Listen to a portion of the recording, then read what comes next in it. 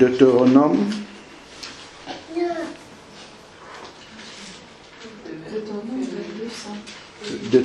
22, verset 5. Donc, une femme ne portera pas un habillement d'homme,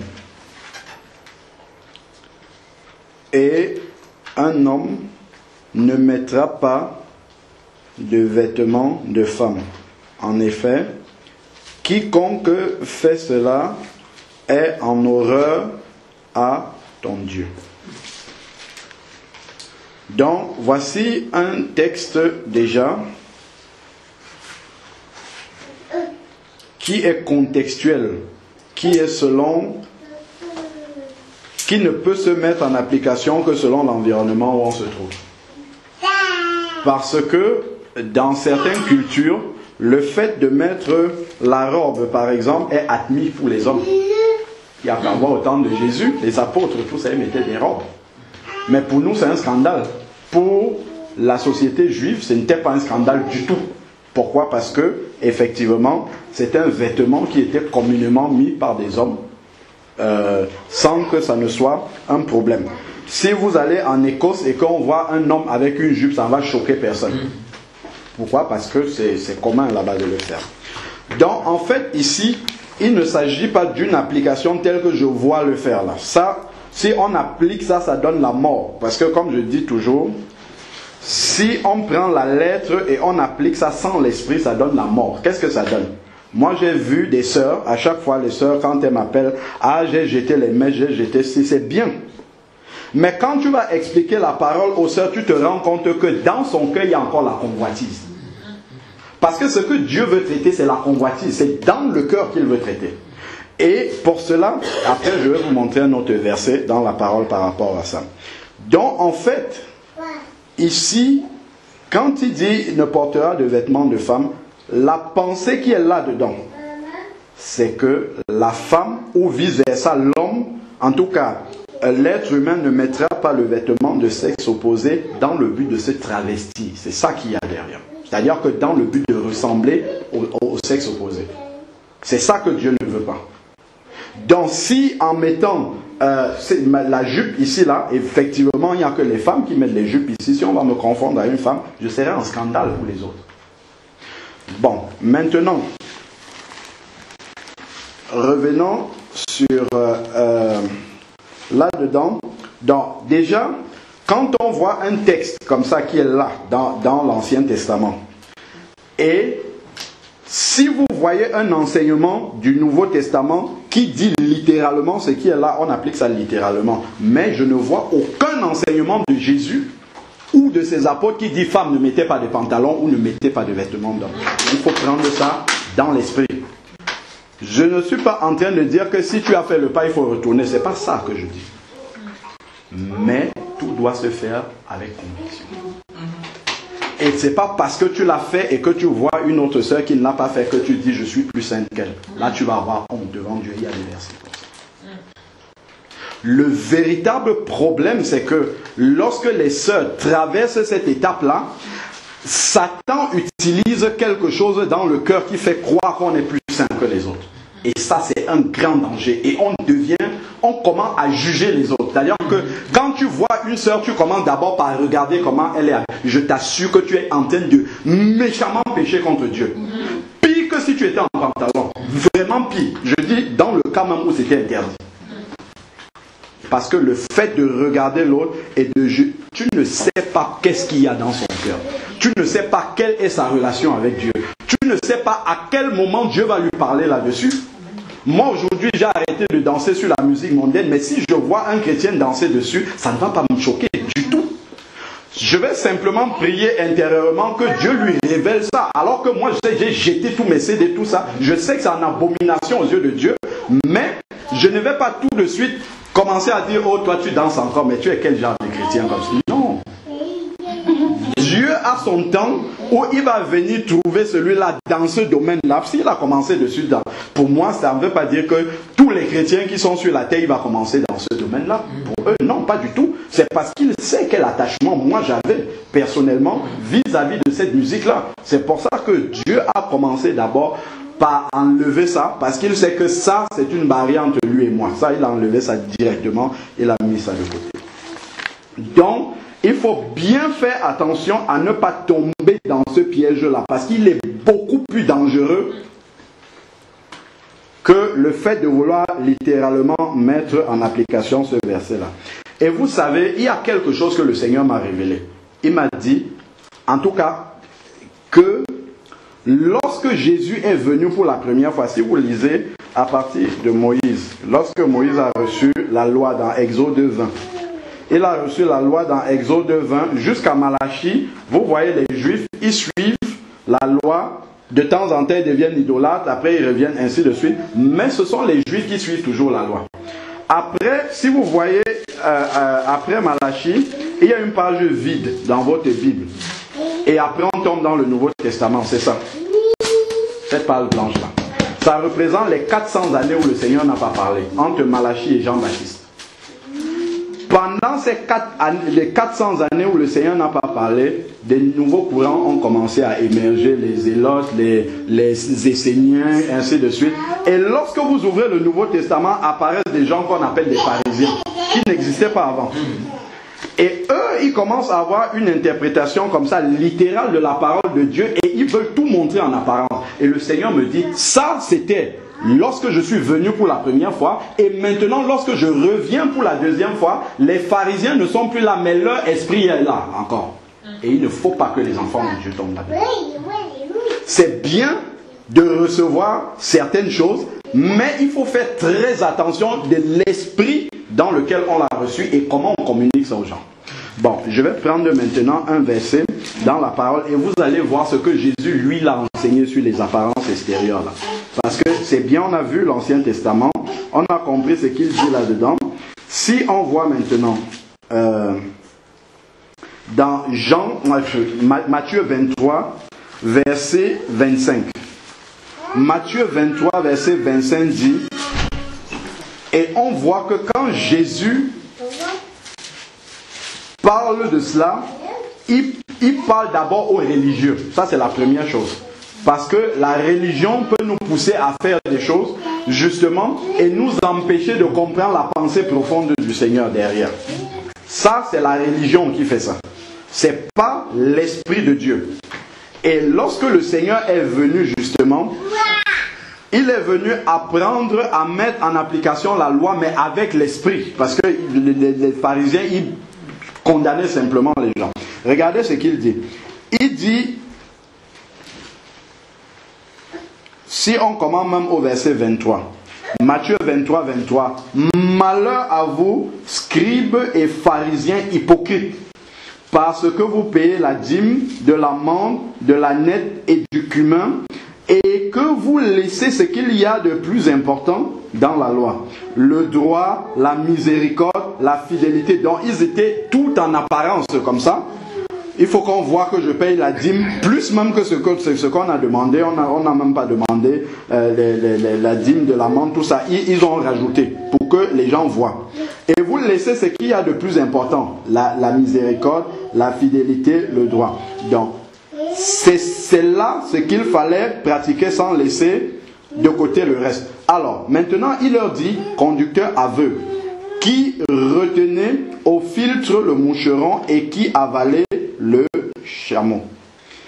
Malheur à vous, scribes et pharisiens hypocrites, parce que vous purifiez le dehors.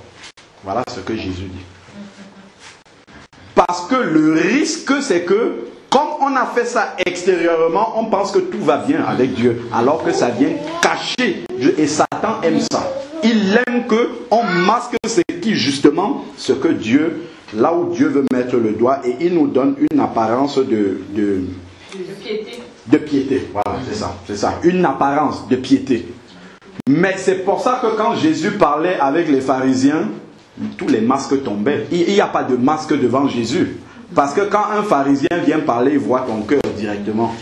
Nicodème est venu parler à Jésus de nuit. Comment les miracles, Jésus dit, ce n'est pas les miracles qui intéressent. Tu dois naître de nouveau. Voilà ce que toi tu dois. Bien que tu enseignes la parole de Dieu, tu dois naître de nouveau. C'est ce qu'il y a de plus important.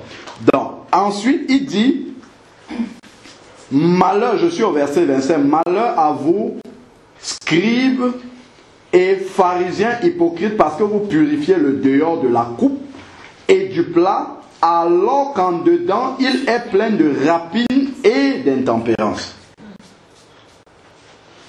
Pharisiens aveugles encore. Donc, en fait, on n'est pas en train de dire, parce que le problème, justement, de ceux qui enseignent la parole de Dieu, c'est que avant, on ne parlait jamais de l'aspect extérieur, dont les sœurs faisaient n'importe quoi, elles s'habillaient n'importe comment, ainsi de suite. Et maintenant, on est passé on ne parle que de ça. C'est là où on voit l'erreur.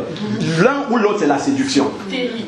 L'un ou l'autre, c'est la séduction. On passe d'une séduction à une autre. Et derrière tout ça, c'est le diable. L'une ou l'autre, c'est le diable toujours. Donc, c'est pour ça qu'il faut revenir sur ce que Jésus lui-même il a enseigné. Voir comment est-ce que lui-même il a parlé de ces choses-là. Verset 26, il dit, pharisiens aveugles, purifie premièrement l'intérieur de la coupe. Donc, travail, c'est qu'il y a dans ton cœur. Parce que chaque chose que vous voyez à l'extérieur de quelqu'un est le reflet de quelque chose qui est dans son cœur. Si tu vois une sœur avec de longues boucles qui touchent ses pieds, ça ne sert à rien de lui dire d'enlever ça. Parce que en fait, c'est le reflet de quelque chose qui est dans son cœur qu'elle doit enlever. Parce que peut-être quand elle voit, je ne sais pas, une star à la télé, elle idolâtre cette star, elle veut être comme elle. Donc il y a des choses qui sont plus profondes dans son cœur. Si elle enlève ça, c'est bien. On va dire, oh, gloire à Dieu, elle a enlevé. Mais la racine reste là et Satan est content. Parce que ça va quitter de là et cette convoitise-là va quitter des boucles, ça va s'attacher à autre chose. Dans les deux cas, c'est toujours de l'idolâtrie. Dans les deux cas. Mais Satan, lui, il est content parce que extérieurement, on a vu, bon, tout va bien, c'est bon, mais la racine de ce pourquoi la chose se manifeste à l'extérieur est toujours dans le cœur. Et c'est ça que Jésus voulait enlever totalement. C'est pour ça qu'il demande, purifie premièrement l'intérieur de la coupe. Et il ne s'arrête pas là. C'est ça, parce que justement, ça, c'est ça qui montre que l'un ou l'autre est totalement déséquilibré. S'il s'était arrêté là, on aurait dit que ceux qui disent que Dieu ne regarde pas l'apparence, il regarde seulement au cœur ont raison, alors que c'est faux. Le verset continue. Et il dit, purifie l'intérieur de la coupe et du plat. Pourquoi? Alors maintenant, il faut purifier. Afin que, voilà, et c'est là où il y a tout le problème. Afin que l'extérieur aussi devienne pur. Moi, je suis convaincu que la femme doit se présenter, et même l'homme, d'une certaine façon, physiquement. Quand on voit, on doit savoir la différence entre celui qui est du monde et celui qui est de Jésus. En apparence. Mais seulement, la manière dont le Seigneur va amener ça à la manifestation, il commence par l'intérieur. C'est ça le problème. Mais nous, on veut faire dans l'autre sens. C'est-à-dire, on commence par l'extérieur et on va voir l'intérieur après. Et ça pose un problème. Et ça, c'est pour ça que, justement, le diable, lui, il est à l'aise avec cet enseignement-là. Il est à l'aise parce que ça règle le problème à l'extérieur, mais l'intérieur reste très, très, très grave. Et c'est plus grave encore. C'est plus grave parce que quelqu'un peut aller avec un extérieur qui ne glorifie peut-être pas Dieu, mais si son cœur est propre, peut-être il peut aller. Mais si ton cœur est sale, tu auras beau avoir marché en blanc tous les jours, ton habit est toujours blanc, tu vas quand même aller dans la gêne. Ça c'est sûr. C'est sûr et certain. Donc, voilà ce que, en fait, le reflet de la piété extérieure vient de ce que l'intérieur est pur. Donc si quelqu'un s'habille d'une certaine façon extravagante et que tu lui dis, mais tiens ma soeur, regarde comment tu es, est-ce que toi-même tu penses qu'un enfant de Dieu peut être comme ça? Et qu'elle te dit, en tout cas Dieu ne regarde qu'au cœur, mon cœur est propre, c'est faux. C'est faux, pourquoi? Parce que normalement si son cœur est pur, ça doit se voir à l'extérieur. Ça doit nécessairement se voir. Donc une fois, en fait, lorsque ton cœur commence à être pur à l'extérieur, il y a à l'intérieur, il y a des choses qui sont sur toi. Naturellement, le Saint-Esprit va te dire ce que tu as sur toi. Il y a une lourdeur, une tristesse dans ton cœur. Quand tu t'habilles comme ça, toi-même, tu sens qu'il y a quelque chose qui ne va pas. C'est pour ça que moi, j'ai toujours dit aux sœurs, c'est très simple. Ça ne sert à rien de faire le catalogue de ce que tu ne dois pas mettre.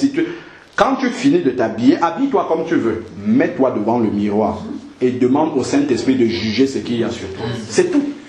Si tu es honnête avec Dieu, Dieu lui-même, le Saint-Esprit, va te montrer ce qu'il faut enlever. C'est aussi simple que ça. Si réellement ton cœur est attaché à Dieu totalement et que tu veux faire seulement la volonté de Dieu et non la volonté d'un homme, tu t'habilles, mets-toi devant le miroir. Je t'assure que seul comme ça, vis-à-vis avec le Saint-Esprit, va te dire ça, c'est pas bon. Toi-même, tu vois que, est-ce que toi-même, tu peux venir te placer comme tu es là pour parler de l'évangile à quelqu'un? Est-ce que c'est sur toi qu'il va s'arrêter ou bien c'est sur la mini-jupe ou bien c'est... Voilà, c'est aussi simple que ça. Parce qu'en fait, le problème, c'est que les enfants de Dieu veulent être des bébés. Les bébés, c'est ceux qui ne veulent prendre aucune responsabilité. Donc, on leur fait la liste. On dit, tu vas faire ceci, tu ne vas pas faire ça. Ça, c'était pendant la loi. Ça, c'est fini. Maintenant, on a l'Esprit de Dieu. L'Esprit de Dieu est capable, même quand tu vas faire tes achats de vêtements, il est capable de te dire, ça c'est bon, ça c'est pas bon, ça enlève ça. Je vais vous donner un exemple. En fait, moi, souvent, j'achète les vêtements plus pendant les soldes. Parce que je fais de bonnes affaires, j'aime bien. Bon, alors, dernièrement, les soldes, peut-être il y a 1 ou 2 ans, je suis entré dans un magasin, j'ai vu plein de polos, les polos qui coûtent, je ne sais pas, c'était 50, 60 euros, c'était soldé moins 80, moins 70%. J'ai pris un lot comme ça, mais quand moi-même je prenais ça, je voyais ces polos-là, il n'y a rien d'extraordinaire là-dessus, c'est juste que la marque du vêtement est écrite en grand comme ça dessus. Bon. Je regarde le prix, je dis, ah tiens, c'est bien. Je demande à ma femme, comment tu vois ça? Elle dit, ouais, parce qu'en fait, d'abord, dans un premier temps, je trouvais que ça faisait trop jeune. Je lui demande comment tu vois ça. Elle dit, bon, tu peux changer aussi en t'habillant différemment, tu peux prendre. J'ai pris. Quand je portais ces polos-là, bon, j'avais quand même derrière des questions qui se posaient et je me disais, mais tant que je ne vois rien, c'est pas grave. Je les mets, c'est ce que j'ai apporté. Alors, quand on est parti en vacances, il y a une vidéo que j'ai publiée, je ne sais plus trop sur quoi, et puis les gens commentaient. Et il y a une sœur, elle ne parlait pas de moi, elle parlait de quelqu'un d'autre. Elle disait, oui, quand je vois des frères prêcher la parole avec une barbe de 3 jours, ça me choque. Certains, ils mettent des vêtements avec des grosses marques dessus, du monde, ça me choque et tout. Mais sur tous les enseignements que j'ai publiés, il n'y en a aucun, quand je viens, c'est en chemise, il n'y a rien dessus. Donc, elle ne m'a jamais vu habillé comme ça. Donc, quand elle a dit ça, je lui ai répondu, j'ai dit, merci beaucoup pour ce que tu as dit. Mais je ne vais pas aller voir tous les frères qui font ça et leur dire, enlevez ça. Non, pas du tout. Moi, parce que j'avais déjà une interrogation là-dessus. Et qu'est-ce qui s'est passé? C'est que, à l'instant où j'ai répondu, là maintenant je suis sorti, j'avais ramené, on était en Allemagne, j'avais ramené un de ces polos là seulement pour ce voyage. J'ai pris ça, je suis allé voir maintenant la cousine de mon épouse qui est aussi chrétienne. Je lui demande, regarde le polo, c'est comment tu vois ça? Elle me dit que c'est vrai que moi-même quand je vois les garçons avec les grandes marques qui écrivent en gros dessus, ça me dérange beaucoup. Quand je te vois, je ne te vois pas porter ça. J'ai dit, ah merci, j'ai mis de côté. Lorsque je suis descendu comme ça, dans la rue pour me balader, j'ai vu une série de magasins comme ça qui étaient tout en solde. J'ai remplacé, j'ai pris 8 vêtements au moins qui remplaçaient ça sans rien dessus.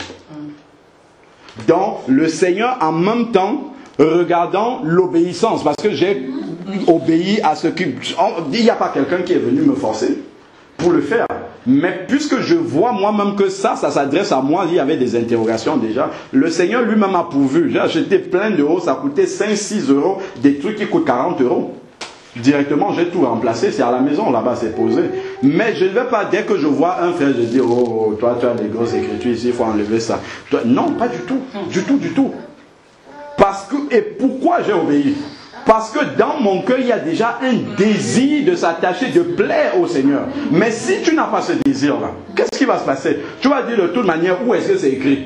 Effectivement, ce n'est écrit nulle part, que les marques, ce n'est écrit nulle part.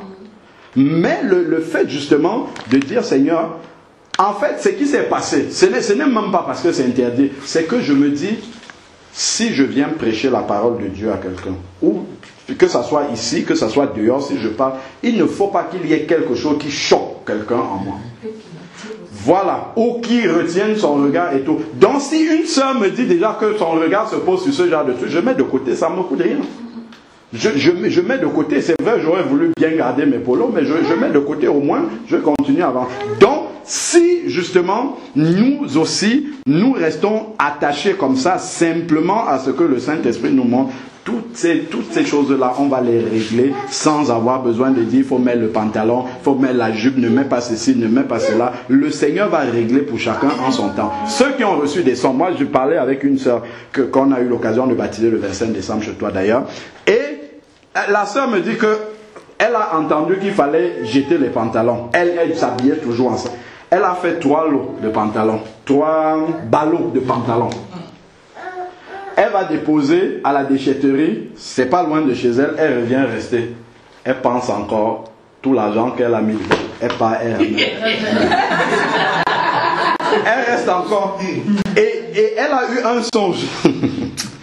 Elle a eu un songe où il y a des gens qui viennent chez elle.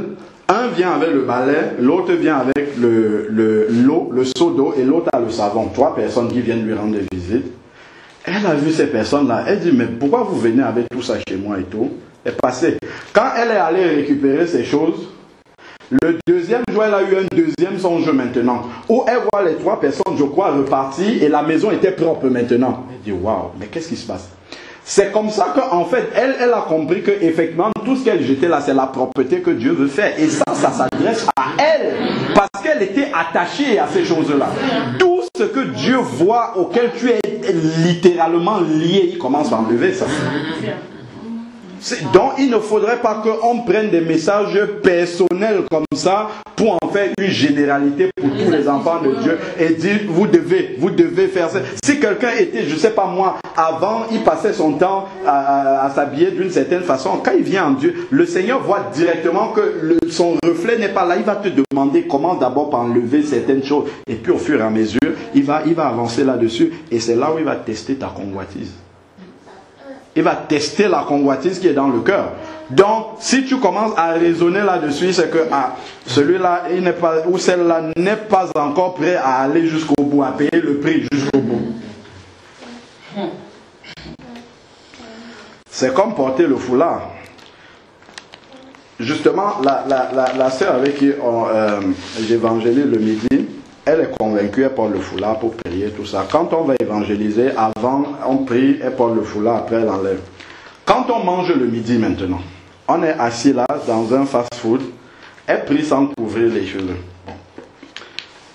Un jour, je lui demande, est-ce que tu crois que Dieu est le même hier, aujourd'hui et éternellement? Elle dit oui. Est-ce que tu penses que, tu crois qu'il y a point d'ombre de variation en lui? Elle dit oui. D'accord.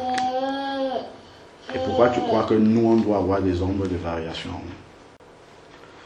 Est-ce que tu penses que la manière dont tu te présentes devant Dieu, à certains moments, doit changer dans d'autres moments?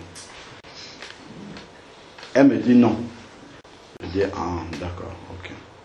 Est-ce que tu crois que quand tu pries ici, là, parce qu'on est dans le restaurant, et quand tu pries dehors, tu penses qu'entre les deux, Dieu a changé? Non. Et pourquoi toi, tu dois changer entre les deux? Je l'ai laissé juste avec ces questions. Il est parti. Quelques jours après, on mange ensemble. Paf, je vois le foulard sortir, pose. Je dis gloire à Dieu. Dieu honore toujours l'obéissance. Je suis sûr que ce que tu as fait là, Dieu va t'amener très loin. Parce que s'il voit un cœur ouvert qui veut obéir, Dieu va toujours te révéler sa parole. C'est ce qu'il dit. Celui qui, je sais pas, c'est dans Jean, d'ailleurs j'avais même reçu ce verset là pour elle, c'est Jean 14 verset 21. Celui qui garde ma parole, je me révélerai, je me manifesterai, voilà c'est ça, je me manifesterai à lui. Parce que tu obéis, Dieu te montre une petite vérité, tu obéis, il te montre une plus grande. Ainsi, mais si tu désobéis, il ne te montre pas. Il te laisse d'abord tourner. Tu tournes jusqu'à ce que tu obéisses. Quand tu vas obéir, il va te révéler des vérités plus grandes. Mais si on n'obéit pas dans une petite vérité qu'il te laisse là, c'est pour ça qu'on voit Vous avez des chrétiens qui tournent en rond comme ça pendant longtemps, il y a de multiples réponses à ça. Hein. Soit c'est problème de repentir, ils ne sont pas repentis, certains même sont repentis, mais ils tournent en rond. Pourquoi? Parce que Dieu leur a montré une vérité. Bon, ils raisonnent avec la parole, et ça se voit avec le peuple d'Israël. Quand le peuple d'Israël est sorti du désert, Dieu a mis une colonne de nuée, voilà, qu'il suivait dans la journée, et la nuit il y avait une colonne de feu. Et qu'est-ce qui s'est passé? Si vous voyez le désert qu'ils avaient à traverser, on estime aujourd'hui qu'il leur fallait 40 jours pour traverser ce désert. Juste 40 jours. Mais ils ont mis quoi? 40 années. Et encore tout le monde n'a pas pu traverser, que 2 sont sortis du désert. Pourquoi? Parce que ils ont commencé à murmurer, Dieu dit qu'il faut ça, ils commencent, oh, on préférait être en Égypte, c'était mieux là-bas, on avait la viande, on avait ci, oh, la manne tous les matins, tout. Ils murmuraient, c'est comme ça, c'est la même chose avec nous. Si le Saint-Esprit te montre quelque chose, tu ne mets pas ça en règle, comme les Israélites, la nuée en fait est tournée sur place comme ça. Paf, ils étaient en train de tourner en rond, pendant 40 années, ils ne se sont pas rendus compte de ça. C'est la même chose avec l'Esprit de Dieu. Si le Saint-Esprit te montre quelque chose, il insiste là-dessus. Si tu ne mets pas ça en ordre devant Dieu, tu vas voir comment tu te... Et moi, je l'ai expérimenté. Quand je me suis converti, ma femme me disait, il faut passer par les eaux du baptême. Je dis, non, moi, je suis déjà baptisé. Qu'est-ce que tu es en train de me raconter? Je me suis baptisé. Je ne me suis jamais baptisé bébé. Je me suis baptisé, j'avais déjà 16 ans. J'étais conscient, après 2 années de catéchisme et tout, qu'est-ce que tu es en train de me raconter? Que mon baptême n'est pas valable. Et tout. Bien qu'étant né de nouveau, j'ai commencé à tourner en rond comme ça, a duré 6 mois où je sentais qu'il n'y avait aucune progression. Je prie, mais je tournais en rond, je lis la parole. J'ai l'impression qu'il n'y a rien je ne comprends pas bien tout ça. Alors que la nouvelle naissance avait bien commencé, j'ai senti vraiment quelque chose qui s'est passé. Mais à cause du baptême, je tournais en rond comme ça. C'est 6 mois après que le Seigneur... il a commencé à taper fort. Et là, quand j'ai entendu le témoignage d'un frère et tout, j'ai dit, ah d'accord, ok.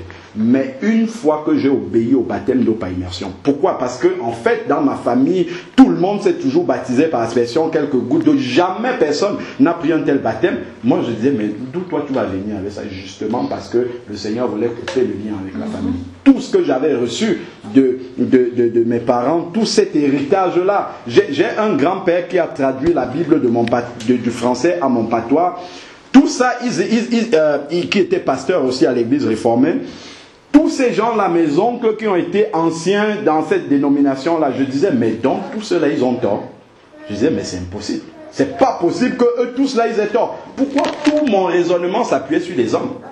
Mais quand j'ai appris que je n'étais pas baptisé, en plus, quand je me suis, le jour où on m'a mis les gouttes d'eau sur la tête, ensuite il fallait se mettre à genoux et quelqu'un vous impose les mains. Et c'était le pasteur président de tout le pays. C'est lui qui a posé ses mains sur ma tête. Donc je disais, mais c'est quand même quelqu'un que Dieu connaît. Comment est-ce que ce baptême-là ne peut pas être valable? Et tout ça, c'était des forteresses que je n'arrivais pas à comprendre ça. Mais le jour où je suis entré dans les eaux du baptême, quand je suis ressorti, c'est comme s'il y a un poids qui est quitté sur moi et j'ai compris une chose, c'est que maintenant il n'y a plus que Dieu et moi. Ma famille, c'est fini. Je ne pouvais même pas partager ça avec un membre de ma famille. Parce qu'il devait me dire d'où tu viens avec ça. Tu crois que depuis que tes parents sont là-dedans, eux ils ont mal compris. Toi tu sors d'où avec ça ainsi. Mais tout ça, j'ai mis ça au placard.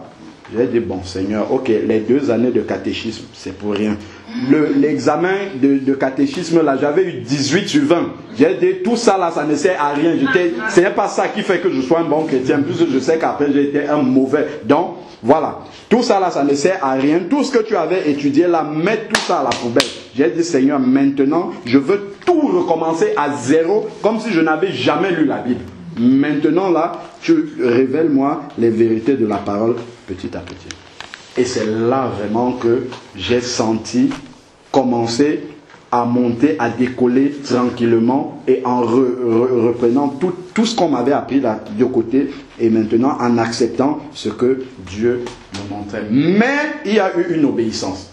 Il y a eu une obéissance. S'il n'y a pas l'obéissance, on ne peut aller nulle part. Donc on va atteindre un point et on commence à tourner. On tourne en rond.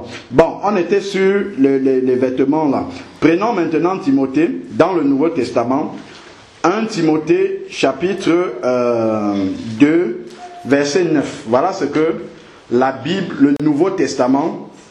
Parce que quand on voit les gens, ceux qui enseignent la parole, crier après les gens, ne mettez pas les jupes, mettez les pantalons, ne mettez pas les pantalons, on entend.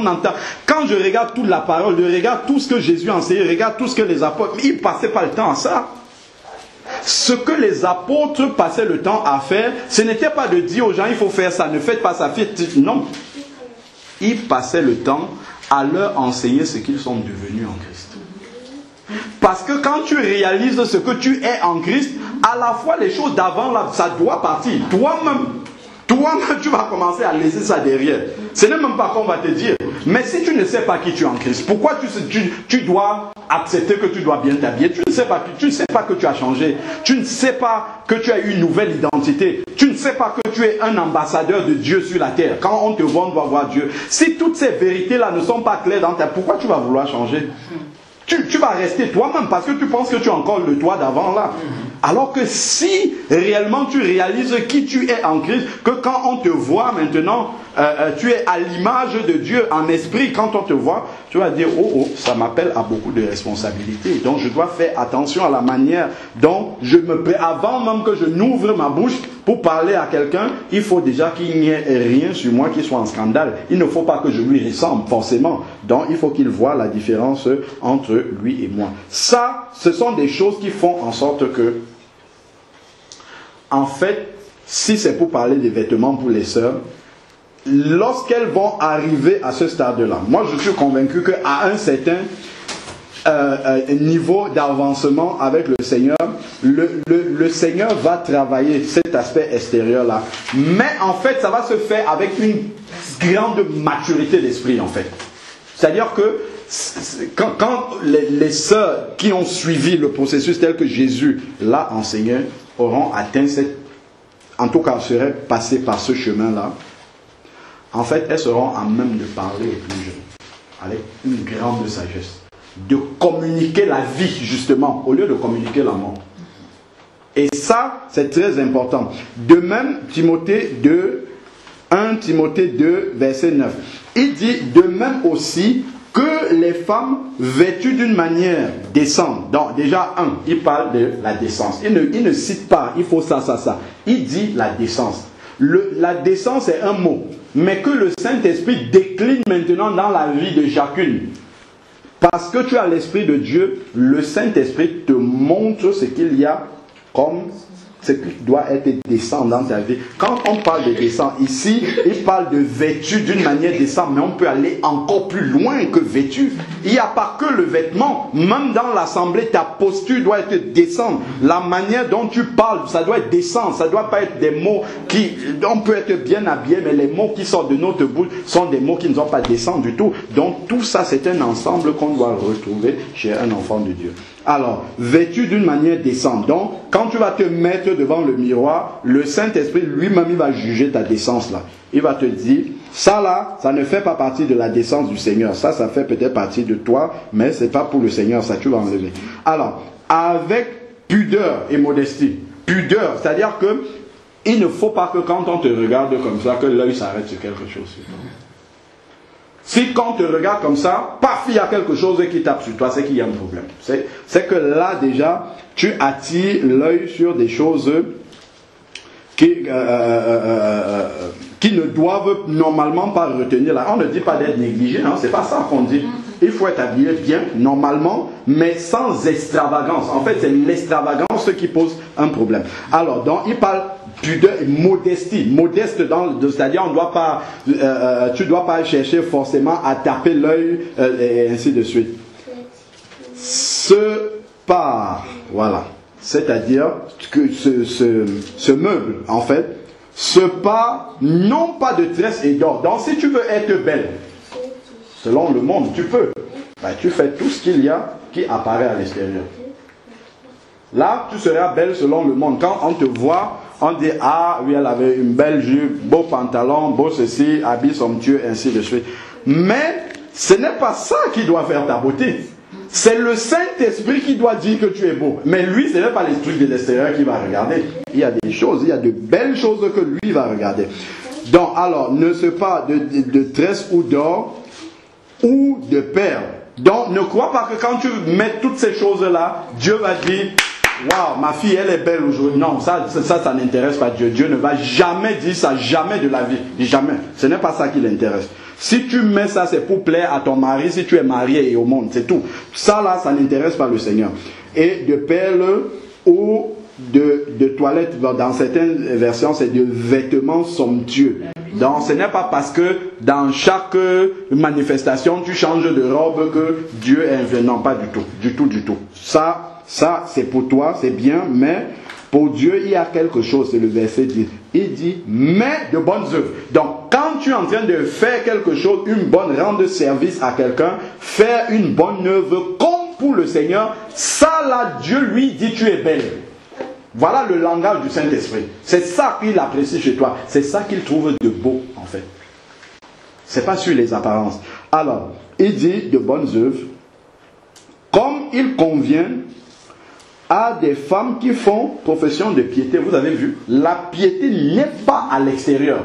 Il dit, si tu fais profession de piété, c'est pas sur l'extérieur que tu montres ta piété. Bien que ça va se refléter à l'extérieur, mais ça c'est normal. Mais tu dois plutôt t'appliquer justement à pratiquer de bonnes œuvres.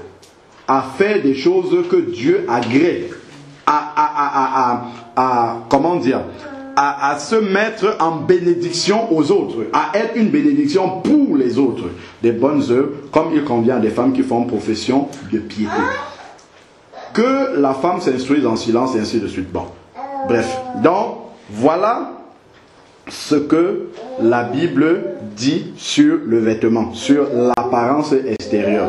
Donc, ne pas se parer, c'est-à-dire être extravagant, outre mesure, mais d'être décent. Maintenant, que signifie la décence? Pour chacune, le Saint-Esprit te le montre clairement. Ça, tu n'as même pas besoin que quelqu'un vienne te dire, fais ceci, ne fais pas cela, ainsi de suite. Mets-toi devant le miroir et le Saint-Esprit va régler ça pour toi. Amen.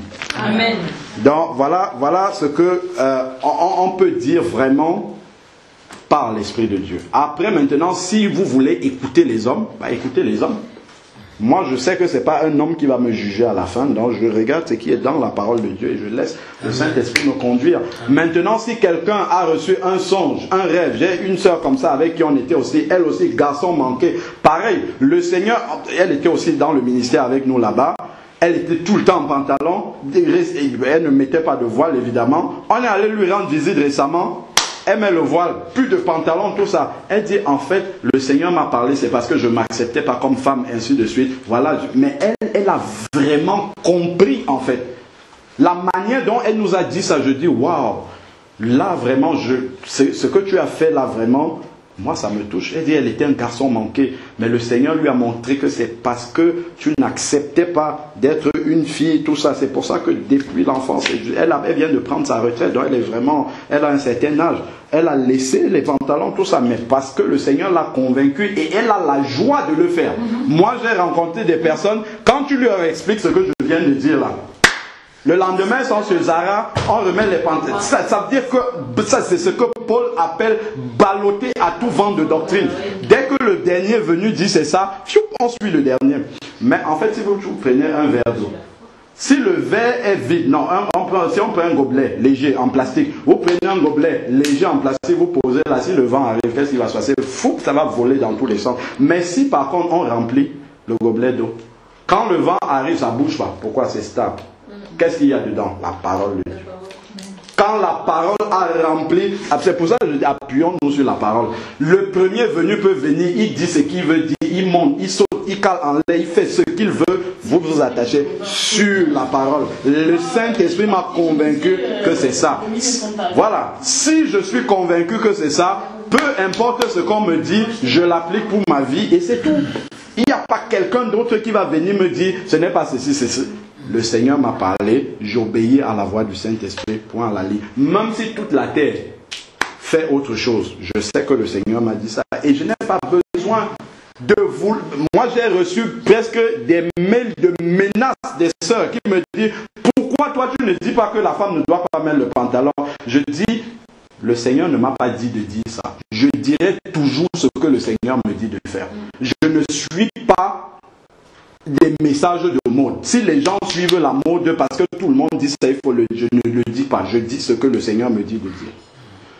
On m'a envoyé des mails avec l'histoire du pantalon, machin, ça vient de ci, de ci. Je dis la Bible est suffisante. Je m'appuie sur ce que la Bible dit. La sœur me dit, ou je lui dis, vas-y, si Jésus t'a parlé. Tout ce que tu m'as dit là, que le Seigneur t'a, ça s'adresse à toi. Applique ça d'abord dans ta vie. Et si tu l'appliques, tu n'as pas besoin. Regardez Noé. Noé a prêché pendant 120 années à toute une génération qui n'écoutait pas ce qu'il disait. Est-ce que ça a empêché qu'il entre dans l'arche et qu'il continue à construire son arche? Même si les gens le prenaient pour un fou, on se disait, mais ça c'est qui? Il construit une arche dans un désert, l'eau il n'y a jamais eu d'eau ici. Mais qu'est-ce qu'il est en train de faire? Il construit un bateau, mais il est fou complètement. Lui, il sait quoi? Le Seigneur lui a parlé et lui a donné des instructions pour construire. Il construit là, il ne se dérange pas. Tout ce qu'il fait, c'est, le Seigneur a dit ceci. Vous voulez faire, suivez. Vous ne voulez pas faire, moi je fais. Si tu es le seul dans toute ta génération à faire la volonté de Dieu, peu importe. Tu n'as pas besoin de menacer toute la terre pour qu'on dise que oui, non, il n'y a pas besoin de ça. Si tu sais que ce que tu dis, c'est selon l'esprit de Dieu. On n'a pas besoin d'aller en enfer pour menacer les gens. Dire, on a vu les sœurs aller en enfer qui mettaient le pantalon. Quand j'entends même ça, je sais que c'est un message qui vient de Satan. Parce que l'esprit de Dieu n'a pas besoin de ça. L'esprit de Dieu, il donne un message simple. Tac, ça parle directement dans les cœurs. C'est là qu'on sent que ça vient vraiment du Seigneur. Il n'y a pas de menace là-dessus. On obéit par amour pour le Seigneur. Si les sœurs sont en train d'obéir parce qu'elles ont peur d'aller en enfer, ça n'a aucune valeur devant Dieu. Absolument aucune. Tout ce qu'on fait par peur, ça n'a aucune valeur. Aucune. Mais si on fait ça par amour pour le Seigneur, Seigneur, tiens, voilà, je sais que vraiment si je le fais, c'est un sacrifice que je fais. C'est quelque chose dont j'accepte de me priver pour que justement tu sois content. Je le fais pour le Seigneur. Même si personne ne fait ça à côté de moi, ça c'est leur problème. Moi je l'ai fait comme un acte d'adoration pour mon Seigneur. Et puis c'est tout. Voilà. Et ça, on n'a pas besoin de juger les uns et les autres là-dessus. Amen. Amen. Seigneur Père, que ton nom soit béni. Nous voulons te rendre grâce encore, Seigneur Père, pour cette parole que tu nous as donné de partager. Seigneur, tu vois les temps dans lesquels nous vivons. Seigneur, tu avais prédit cela. Tu nous avais annoncé que dans les derniers temps, Seigneur Père, il se lèverait beaucoup de personnes qui diraient, il est ici. Et tu as dit, ne courez pas, n'y allez pas. S'il est dans le désert, n'y allez pas. Seigneur Père, donne à chacun d'entre nous, à chacune de mes sœurs, à chacun de mes frères, de nous attacher seulement à ta parole, Seigneur Père. Et de suivre seulement ce que tu dis, Seigneur Père.